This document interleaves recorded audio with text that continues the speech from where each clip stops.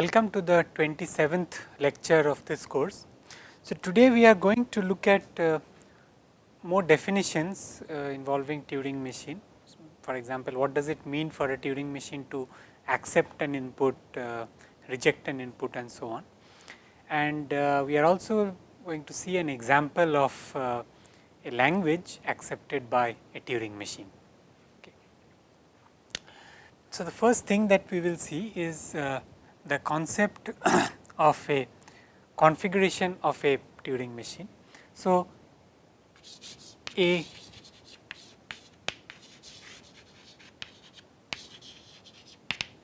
configuration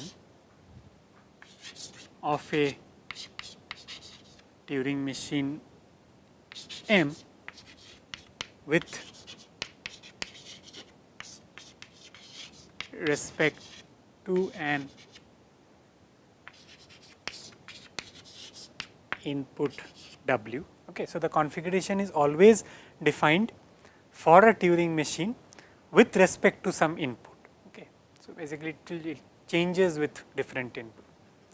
Is a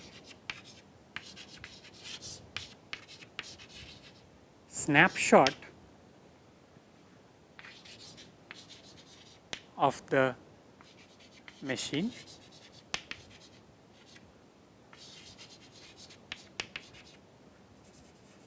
consisting of, okay, so it consists of three things: the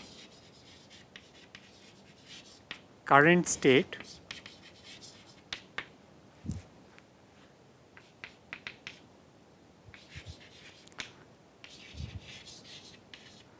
the tape contents, or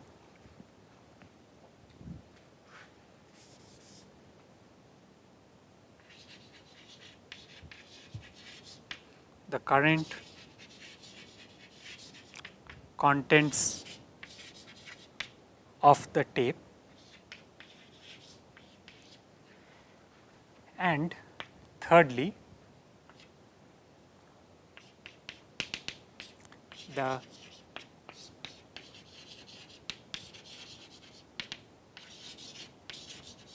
position of the tape head. Okay. So, essentially what a configuration means is that, so during the computation of the Turing machine on some input W, if I just freeze the computation at some instant, if I just freeze the computation, in other words, if I take a picture of the computation at any given point of time during the computation, what are the objects necessary to describe that snapshot, or what are the objects necessary to describe that particular moment of computation. Okay. So, the Turing machine at at that point is in some state. Okay. So, the current state is necessary, it can be in any state. The tape can have any contents at that moment. So, the current contents of the tape is necessary, and the third thing that is necessary is the position of the tape head, because the head can be pointing to any arbitrary or any position or to any cell of the tape at that given point. Okay. So, formally we use the following notation. So, we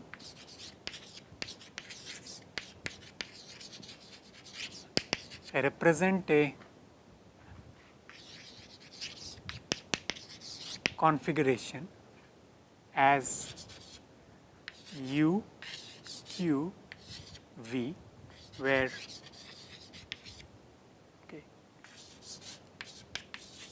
Q is a state, U and V are strings over gamma. Okay.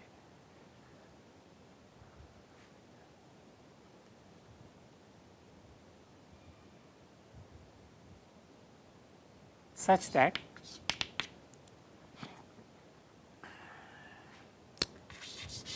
Q is the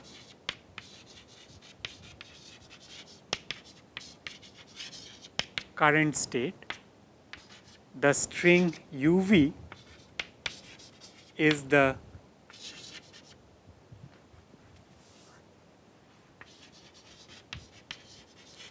current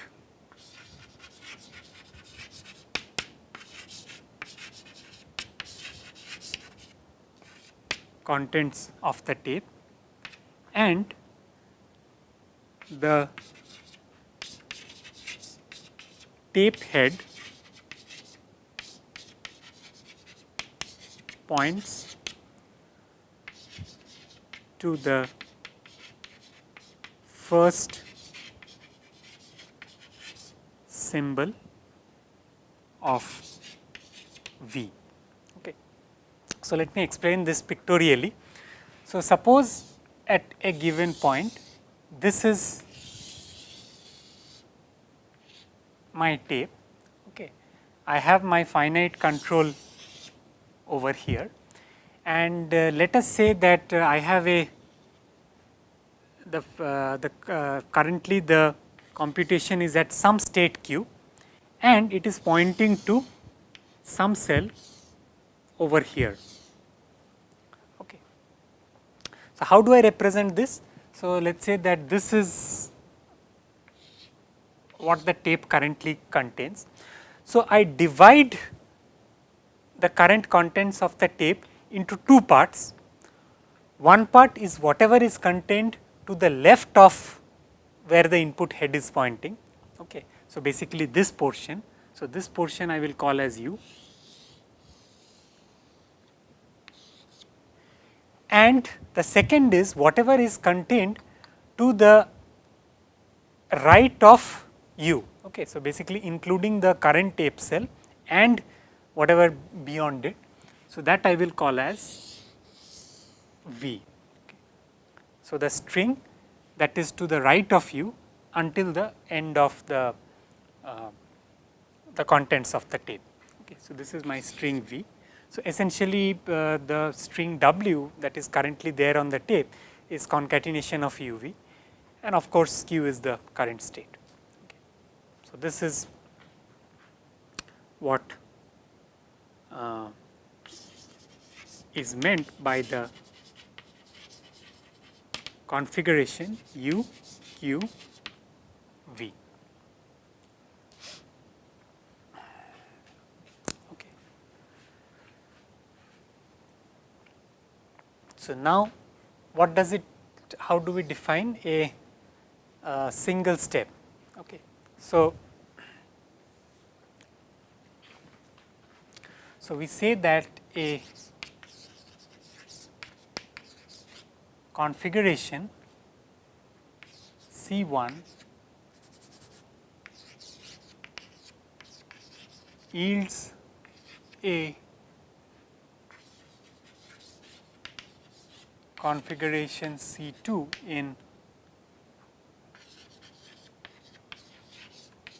one step, okay, if the Turing machine can go from C1 to C2 in one step. Okay. So, this is similar to actually push down automata. So, this is defining one step. So, how do you go from one configuration to another configuration? Okay. Similarly, we define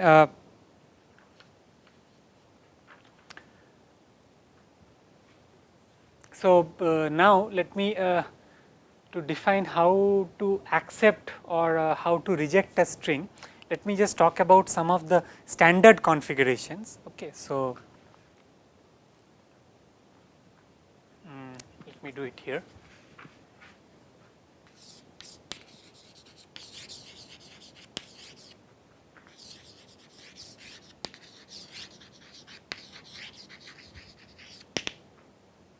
Okay. So, we have the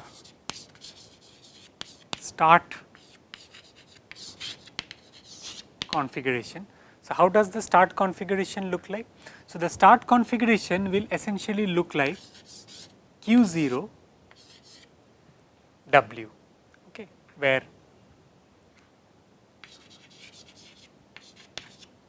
W is the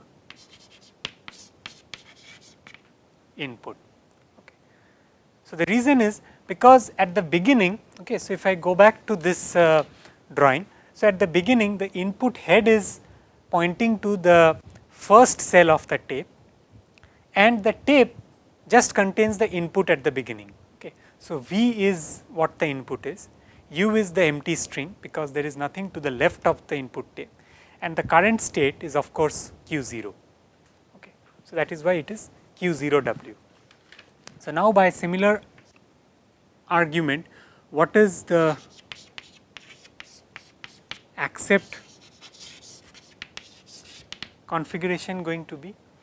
So, the accept configuration will be some string U, okay, followed by the accept state and some string V, where U comma V are some two arbitrary strings. Okay. They did not have any relation with the input. Okay. They can be totally modified thing. The only thing that is important is that the current state should be the accept state. So, the moment the Turing machine enters the accept state, the input is accepted. Similarly, for reject, the reject configuration is U Q R V, okay, where once again U comma V belong to gamma star. So, another point that I want to make at this stage is that it is necessary here that the states QA and the states QR are not the same. Okay. You cannot have just one state for accept and reject, because then if the Turing machine enters this state, we do not know whether to accept or to reject. Okay. So, it is necessary that they are separate states.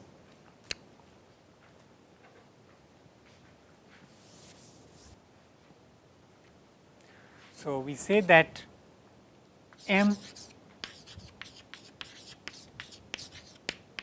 accepts W if there exists a sequence of configurations C0, C1 up to Ck such that C0 is start configuration, Ck is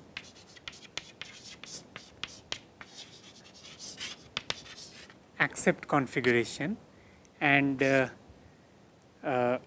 Ci yields Ci plus 1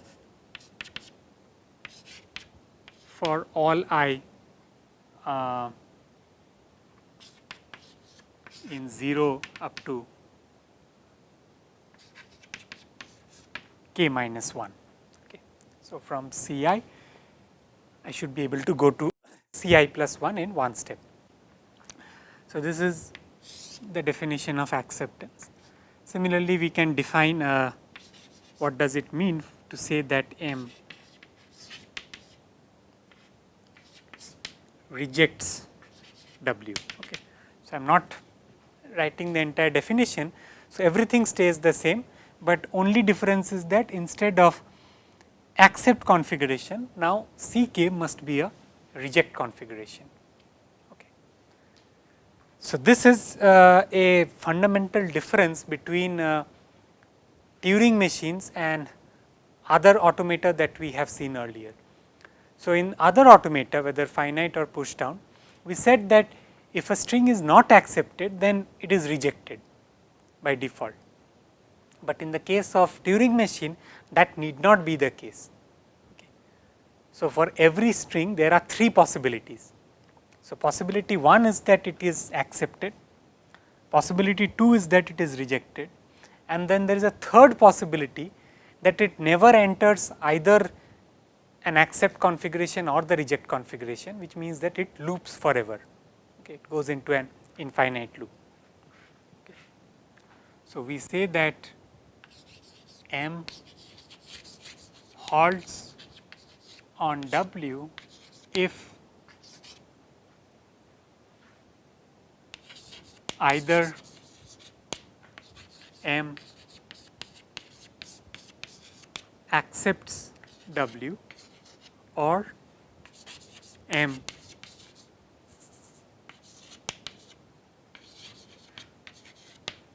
rejects W. M is said to be a halting Turing machine if for all W in sigma star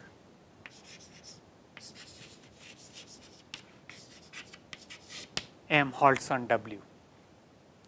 Okay. So basically we say that a Turing machine is a halting Turing machine if it always either accepts a string or it rejects a string. Okay. It does not loop on a string forever. Okay. So, a few more definitions. So, we define the language of a Turing machine. Okay. So, the language of a Turing machine M comma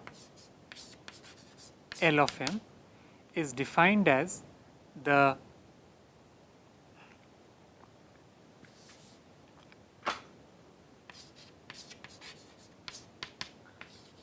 set of strings W such that M accepts W. Okay. So, we say that a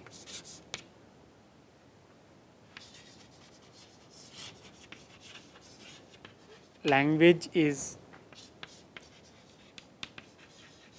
Turing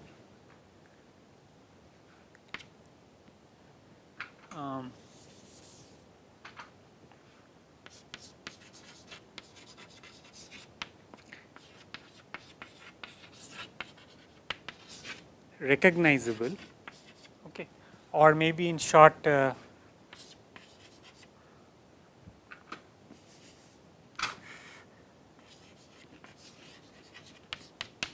just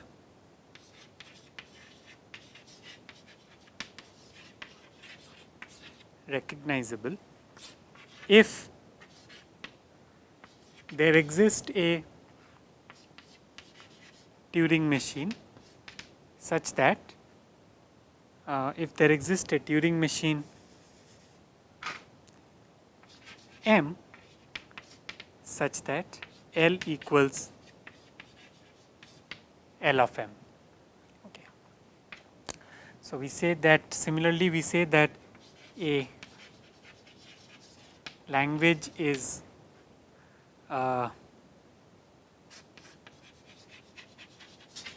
Turing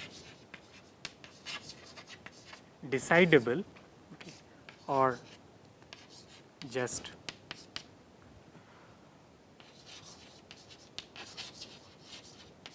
decidable if there exists a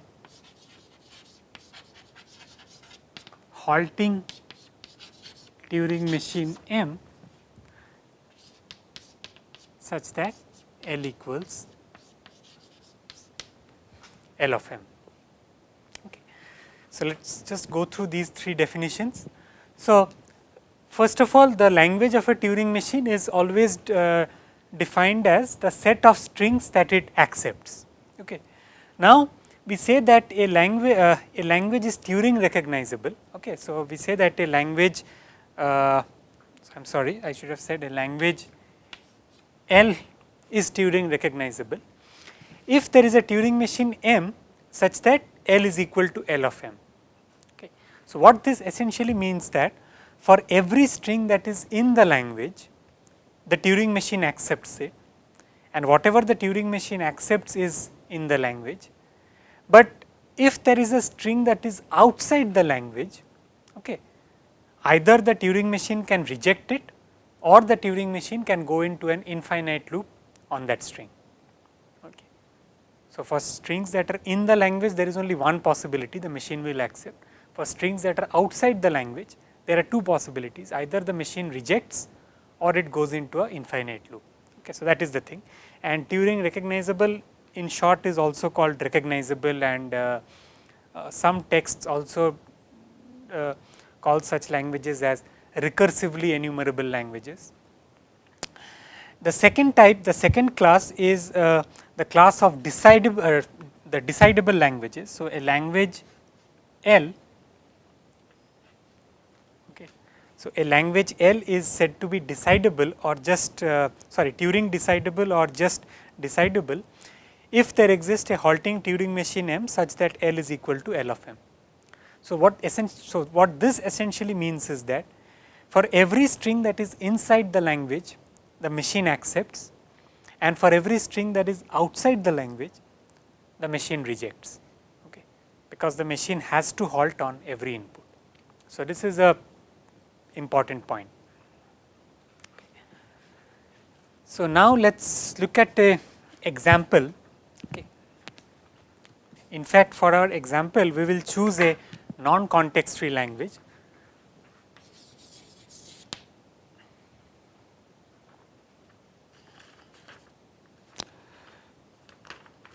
Okay. So, let us consider the language L, which is equal to a to the power n, b to the power n, c to the power n. Okay. How do we accept this input? Okay. So, I will, instead of constructing the transition function in a formal manner, let me give the intuition or a more slightly more higher level description of how this language is accepted. So, first what the machine does is that it so description of Turing machine. So, first what it does is it checks whether the input is of the form A star, B star, C star. Okay. So, it just makes a pass of the input. So, it goes forward checking whether it is a collection of A's followed by a collection of B's followed by a collection of C's, and then it again comes back. Okay. If it is not so, then it will reject, and if it is so, then it comes back to the input. Okay. Okay. So, if not, then reject. Okay. So, next what it does is that it crosses off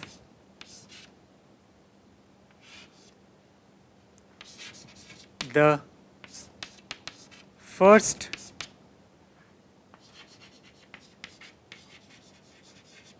uncrossed A,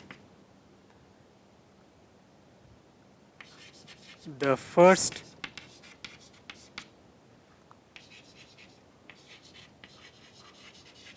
uncrossed B, and then the first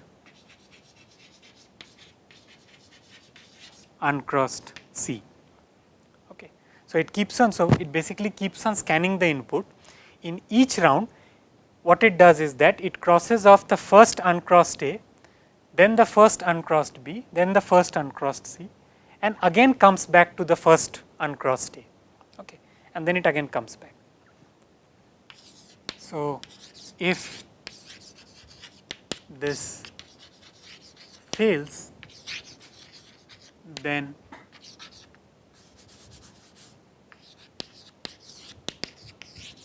reject. If all symbols are crossed off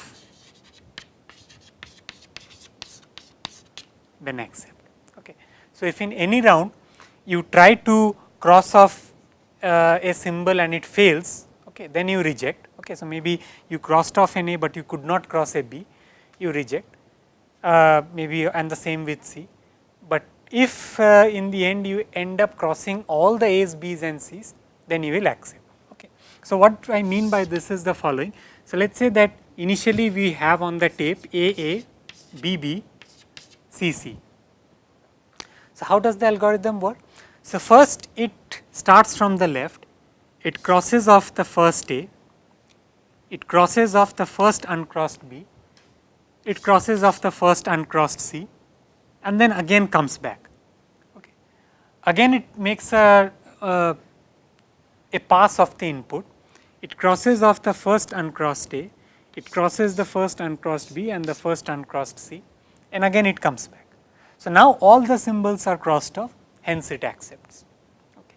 If on the other hand, if we had, let us say, a different the number of A's was different from the number of B's, or number of B's was different from the number of C's, some symbol would be left out, in which case we would have rejected. Okay. So, this is how the algorithm works. So, one more point about this Turing machine is that what does it mean to say that a symbol is crossed off? Okay. So, what it means essentially is that, see, in our tape alphabet we can actually have more symbols, right. So, originally our input symbol consists of A, B, C.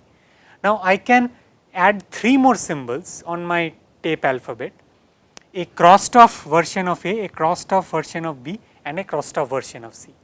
So, whenever I am crossing off an A, it is essentially replacing A with the crossed off version of A, and the same with B's and C's.